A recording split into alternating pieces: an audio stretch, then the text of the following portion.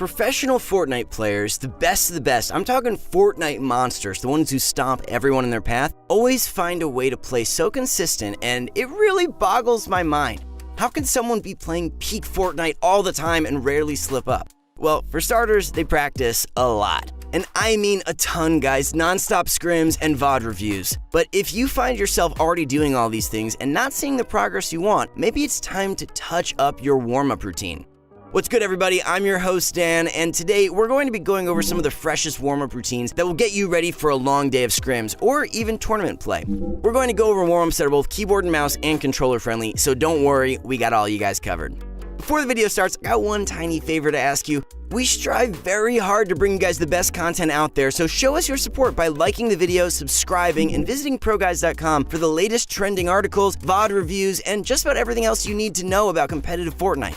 We also have on-demand 24/7 coaching, so be sure to check that out by clicking the link in the description. Alrighty folks, let's kick things off with the first thing that you should absolutely be doing the moment you get on for the day, and that's going through your aim training courses. Ladies and gentlemen, this is so important for so many reasons, so please don't skip over this part. It's like leg day at the gym. It's not the funnest thing to do, but skip over it too many times and you're not going to have a good time. Also, who wouldn't want to aim like Zexro and practically never miss a shot? If you're listening and nodding in agreement right now, then pay attention because I'm only going to say it once. Aim training comes in all shapes and sizes and is going to vary depending on if you're a keyboard and mouse or controller. Let's talk about keyboard and mouse first. If you've watched any streamers before, you must already be familiar with Kovaaks FPS Aim Trainer, a Steam client program that aims to help your, well, aim. If you're going to set yourself up with Kovaaks, then make sure to do it right. You're going to want to head to your settings and adjust the FOV and sensitivity to match Fortnite and give you that super realistic feel. The good thing here is that Kovaaks has a sensitivity slider that matches Fortnite's sensitivity slider, so no need to do some wacky math to find what you need to input. Once you've got that all set up, it's going to be crucial that you pick out some of the more useful maps to train on. You can practice all day on one map, but if that map isn't actually building some core aim mechanics in any useful way, it'll be a waste of time. In my opinion, when you first get on Kovaaks, you should be looking at Ascended Tracking V2 as your mode of choice. Ascended Tracking V2 offers a map full of projectiles that you not only have to swipe your cursor onto in speedy times, but also need to track and hold your targets as they move around. This is a super realistic scenario as your targets in actual Fortnite are going to be jumping all over the place. Do this for the first half of your aim training session, and then we can move over to the second half, Tile Frenzy.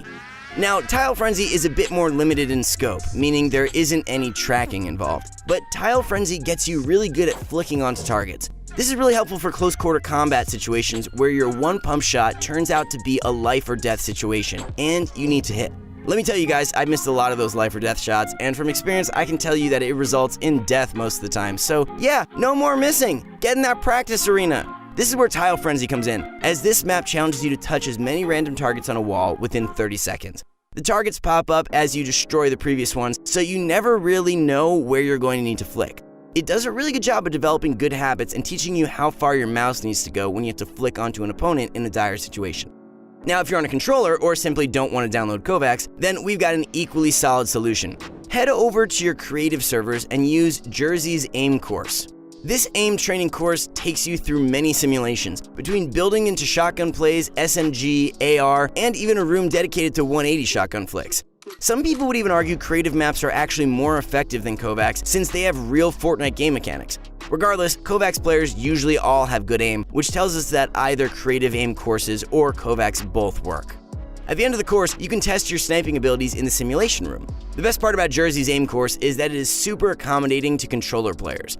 The targets actually work with aim assist, so you can have a real simulation of fighting real opponents. Otherwise, there wouldn't be any point. The reason why aim training is so important is because not only does it make your aim more consistent for the real game, but it also builds up some fluidity with your motions. Working on your mouse or controller motions right when you get on will set you up for everything other than aiming, building, editing, general movement, and so much more. That's why aim training is really much more than aim training. It should be renamed everything training. But seriously, realizing how crucial aim training really is, and more importantly how it affects much more than just simply combat aim, is really going to help you out. After using the suggested aim courses at the start of your next warm-up routine, you're going to want to build on it with a solid edit course. This one is a bit more self-explanatory, as anyone on any platform can do an edit course, but the reason edit courses are so crucial is that if you mess an edit up, it ruins your entire play. Most players only expect edits to be done so fast, but if you mess yourself up, it leaves room for your opponent to counteract. Editing late game is highly necessary, and if you end up messing up your edits while tunneling, things could go bad. I also find edit courses to be a little therapeutic, as I can just crank the music up and get my warm-up course going, so I think you guys will like this one.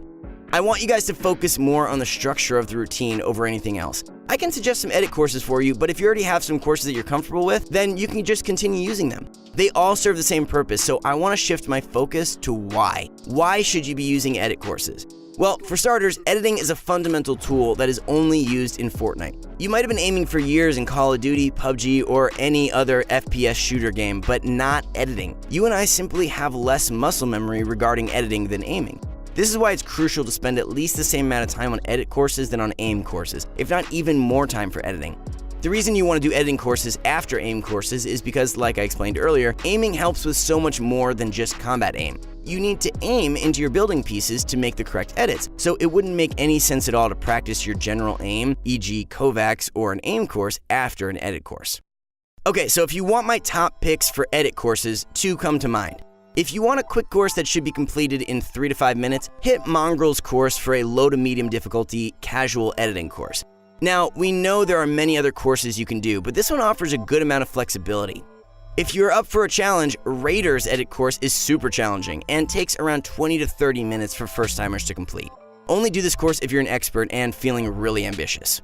So let's get this straight once and for all. First, hit your preferred aim course, run it back a few times until you're feeling really comfortable with yourself, then hop on and go through your preferred edit course, which should be at least as long as the time your aim course took. Once you feel comfortable with your clean edits, it's time to move on to the next piece in your warm-up routine, free building. Free building really sounds as simple as it seems. You've put in the grunt work to get to this point, and now it's time to polish your builds as the final touch to your solo warm-up. You're going to hop in your own creative server and start cranking out some builds. I will say that these free builds need to be somewhat deliberate. Mix it up. Don't do 90s for 30 minutes and call it a day. Some 90s, sure, but I want you to really try building core mechanics like different variations of tunnels, for example. Try the fully protected tunnel, the diagonal tunnel, and the matte conservative triangle tunnel, for example. Try to incorporate edits into your builds, as in the real game you're going to be using both. Regardless of how you shape it, I just want you to purposefully mix in multiple building concepts to really hit home the effectiveness of free building. I'll also mention that you shouldn't be spending way too much time on this section, just a little refresher toward the end of your warm-up. Once you're done free building, you're now ready to grab a buddy for your final warm-up. Yes, ladies and gentlemen, we are talking about the 1v1 battles between you and your friends. This is going to be your final warm-up before actually hopping into whatever match you're going to play, so really try to make this one count. The elusive 1v1 in the context of your warm-up routine should be purposeful over anything else.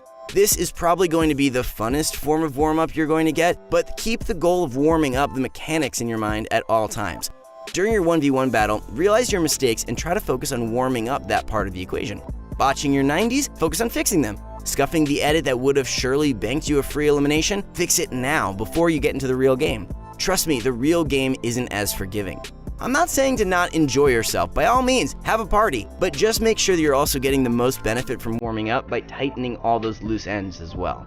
Additionally, try and mix in both build battles and box fights into the mix. You're going to be using both strategies in a real game, so why limit yourself to just one in the warm-up? Giving yourself the most exposure in a limited warm-up session is going to make you more prepared than you previously were, and will grant you more opportunities to play consistently.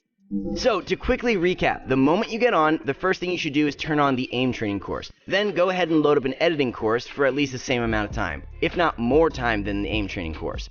The final solo warm-up technique will be a purposeful blend of free building to really lock down the core mechanics. If you can grab a buddy, then test what you just warmed up in a friendly one-on-one battle. Follow these instructions and you'll be more than ready to jump on the battle bus and rack up those victory royales. Alright guys, that's going to be the video for today. If you enjoyed it, then please leave that like and comment down below your favorite part. We love reading the comments to see your thoughts. Also note, we always take everything you guys say into account and are always working on getting you the best of the best. Don't forget to visit proguides.com, the link is provided for you in that description, and also subscribe if you enjoy our content. Anyways, once again, it's Dan. If you want to find me on all social channels, you can find me at @DanielAmmerman, and I hope you all have a great day. See you in the next one.